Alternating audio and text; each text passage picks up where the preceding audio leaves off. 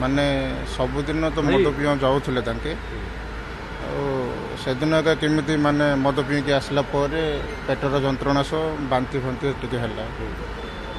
ତାପରେ ଆମେ ମେଡ଼ିକାଲ ନେଲୁ ସେ ଆମର ଚିକେଟ ମେଡ଼ିକାଲକୁ।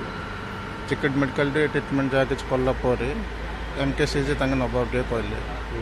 MKCGରେ ଦେଖେଇଲୁ। ପରିବାର କହିଲେ କେମିତି ଏବେ ଚଳିବାଟା କେମିତି ପରିବାର ତ ପୁରା ମାନେ ଏବେ ଅବସ୍ଥା ଦେଖିଲେ ପୁରା ଖରାପ ତାଙ୍କର।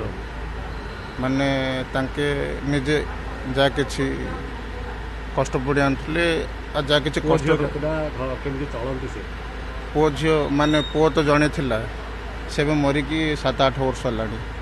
ଆଉ ଝିଅଟା ଅଛି ଏବେ ଗୋଟେ ବୋଲି ଝିଅ। ବୋଉ ଅଛି ତାଙ୍କର, ବୋଉର 2ଟା ପୁଅ।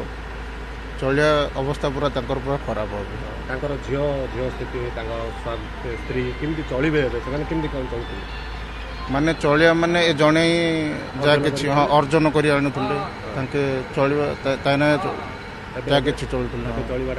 ଚଳିବା ପୁରା ଖରାପ କାହିଁକିନା ତାଙ୍କ ସ୍ତ୍ରୀ ମଧ୍ୟ ଏମିତି ଟିକେ ରୋଗରେ ଆକ୍ରାନ୍ତ ହୋଇକି ତାଙ୍କେ ବି ଏମିତି ଅକାମୀ ହେଇକି ଅଛନ୍ତି। ଯାହା ବି ପରିବାର ଲୋକଙ୍କୁ କିଛି କ'ଣ ସହାୟତା ଦେଇଛି ଏପର୍ଯ୍ୟନ୍ତ ସରକାର? ନାଇଁ କିଛି ଦେଇନାହାନ୍ତି। କ'ଣ କହିବ ତାଙ୍କେ କ'ଣ ଦାବି କରିବେ?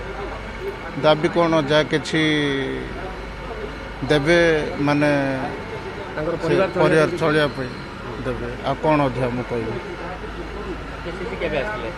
MKCG ରାକ୍ଷୀ ପୂର୍ଣ୍ଣିମା ସେ ଡେଟ୍ ଠିକ୍ ଡେଟ୍ କହିପାରିବିନି ମୁଁ କେବେ ଆସିଲେ ମନେ। ହଁ ରାକ୍ଷୀ ପୂର୍ଣ୍ଣିମା ପରେ ଆସିଥିଲି। କାଲି ମାନେ କହିପାରିବିନି ଘର ଲୋକ କହିଲେ ମାନେ ମେଡ଼ିକାଲରେ ଥିଲେ ତ 12:40 12:45 ଫୋନ୍ କରିକି କହିଲା।